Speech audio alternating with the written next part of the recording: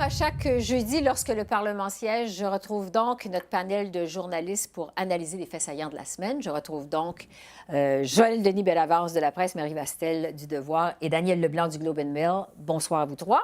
D'abord, sur le passage, je dirais, remarqué de Jason Kenney aujourd'hui sur la colline parlementaire à Ottawa. Je vais commencer par vous, Daniel, ce soir. Quelle est la stratégie derrière cette visite de M. Kenney? Bien, c'est de mettre de la pression sur le gouvernement fédéral. On sent qu'il veut être un peu le René Lévesque que Pierre Trudeau, maintenant pour Justin Trudeau. C'est un peu comme si la crise constitutionnelle s'est vraiment déplacée à l'ouest, la bataille entre M. Kenney, le parti néo-démocrate en Colombie-Britannique, avec M. Trudeau à Ottawa. Donc, c'est un avant-plan, un avant-goût de la campagne électorale qui s'en vient, mais aussi une genre de crise constitutionnelle. Donc, mettre beaucoup, beaucoup de pression sur le gouvernement fédéral pour agir. Et même, je pense qu'on n'est pas en... Je ne sais pas où on pourrait trouver un compromis en ce moment entre les deux, parce que leurs positions sont tellement opposées. Parce que Marie, M. Kelly menace même de tenir un référendum sur la péréquation. Est-ce qu'on doit... Il parle de mouvement sécessionniste dans sa province. Est-ce qu'on doit prendre ça? Qu'est-ce qu'on doit penser de tout ça? Je pense qu'il y a effectivement un sentiment de frustration très, très, très prononcé. En Alberta, les gens sont fâchés. Il y a eu un ralentissement économique, des milliers de pertes d'emplois dans le secteur pétrolier. Je pense que M. Kenney n'exagère pas cette frustration-là.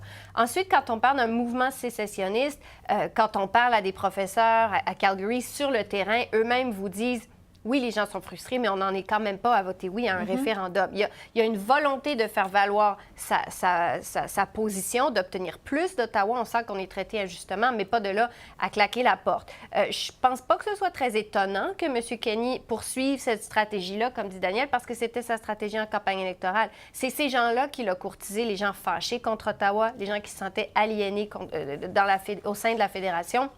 C'est donc pas étonnant qu'on poursuive dans cette veine-là, mais c'est sûr que ça annonce des pépins pour Justin Trudeau, surtout au moment où il vient de perdre son ami et ministre des Affaires intergouvernementales, Dominique Leblanc. Donc, ce dossier-là est géré à temps partiel, si je peux dire, par un autre ministre, alors qu'on a 5 premiers ministres conservateurs, dont plusieurs qui sont nouvellement élus. C'est difficile là, de bâtir des pont quand on est un peu à découvert.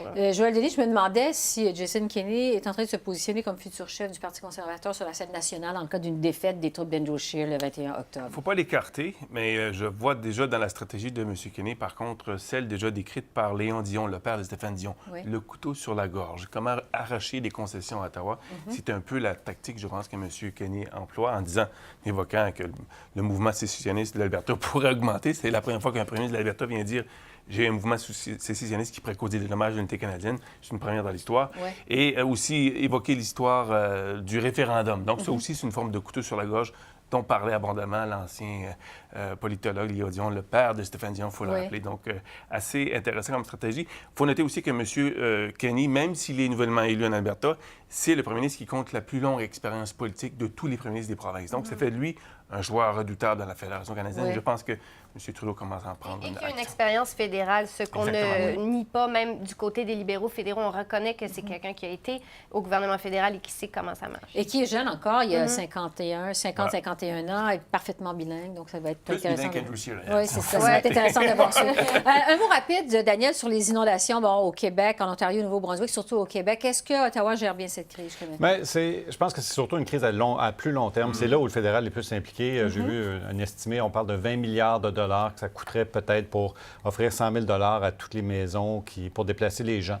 Donc, je pense que c'est un enjeu à plus long terme qui va peut-être interpeller les différents partis politiques durant la prochaine campagne, mais qui demande la planification et les infrastructures aussi à long terme. Donc, je pense qu'il y a une crise actuelle, mais il y a aussi une crise à long terme à laquelle tous les partis doivent se préparer et un peu aussi pas nier l'existence de cette crise-là parce que ça coûte cher aussi. Oui, un petit mot rapide là-dessus. Oui, je vous dirais probablement que les partis politiques vont revoir leur plateforme électorale en vue des prochaines élections pour tenir compte de ces événements.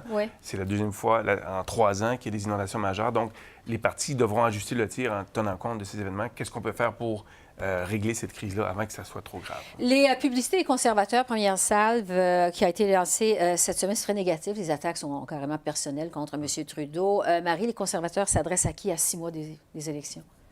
Je pense qu'on s'adresse à ceux qui ont peut-être déjà commencé à avoir des doutes sur la performance de Justin Trudeau. Justin Trudeau est très polarisé déjà. Il l'était avant même d'être chef du Parti libéral. Donc, c'est plus difficile. On a vu les conservateurs avoir des publicités négatives très, très, très efficaces contre Stéphane Dion, contre Michael Ignatieff. Mais Justin Trudeau étant déjà très connu, c'est plus difficile peut-être de fomenter une opinion. Là, l'avantage, c'est qu'il a déjà fait un mandat. Il essaie de se faire réélire une deuxième fois. Et les conservateurs, habilement, misent justement sur ces insatisfactions-là qui commencent à se faire sentir. Déficit, peut-être des scandales qui leur ont coûté cher dans les sondages, toute l'affaire SNC-Lavalin. On va essayer de taper là-dessus pour essayer de vraiment confirmer un virage de certains libéraux déçus vers les conservateurs pour octobre. On sent qu'on veut aussi peut-être tenter de consolider la baisse de M. Trudeau dans les sondages, dans la foulée de l'affaire SNC-Lavalin. Il faut passer sur d'autres sujets parce qu'il y a eu toutes sortes de choses qui sont présentées, qui sont survenues. Bon, les libéraux qui ont nommé un nouveau directeur de campagne, Jeremy Broadhurst, on dit que c'est un vieux routier de la politique. Qu'est-ce qu'on doit penser de ça? Il faut le voir que c'est de la continuité. Moi, je trouve que l'élément le plus important, c'est pas que M. Broadhurst est le poste, mais c'est que Katie Telford, qui est la chef de cabinet de Justin Trudeau, n'est pas nommée à ce poste-là de directrice de la campagne, comme elle avait été en 2015. C'est vraiment l'effondrement de cette bête à deux têtes qui était Gerald Butts, Katie Telford, qui sont un peu la fondation de l'équipe Trudeau depuis qu'il s'est lancé dans la course à la chefferie en 2012. Et donc, Mme Telford va sûrement avoir un rôle. M. Butts, on ne sait pas encore s'il va avoir un rôle. Donc, c'est comme si M. Trudeau doit commencer à trouver des plans B. Je pense que son plan A était probablement Katie Telford. Maintenant, son plan B, c'est M. Broadhurst, mais qui a été directeur du Parti libéral. C'est quelqu'un qui est vraiment dans la continuité aussi de l'équipe. Est-ce que c'est un gros défi après 3 mois désastreux pour les libéraux qui l'attendent? C'est tout un défi parce que dans les sondages, on a vu une tendance. On ne sait pas si elle est lourde, si elle annonce quelque chose pour les résultats des élections du 21 octobre, mais sauf qu'il y en a beaucoup sur les épaules, M. Broadhurst, et le fait qu'il ait été déjà directeur du Parti libéral, je pense que ça va l'aider énormément. Aussi, comme chef de cabinet de l'ancienne ministre des Affaires étrangères, Chrystia Freeland, qui, elle, en avait largement sur les épaules avec l'accord de libre-échange nord-américain, par exemple, les négociations.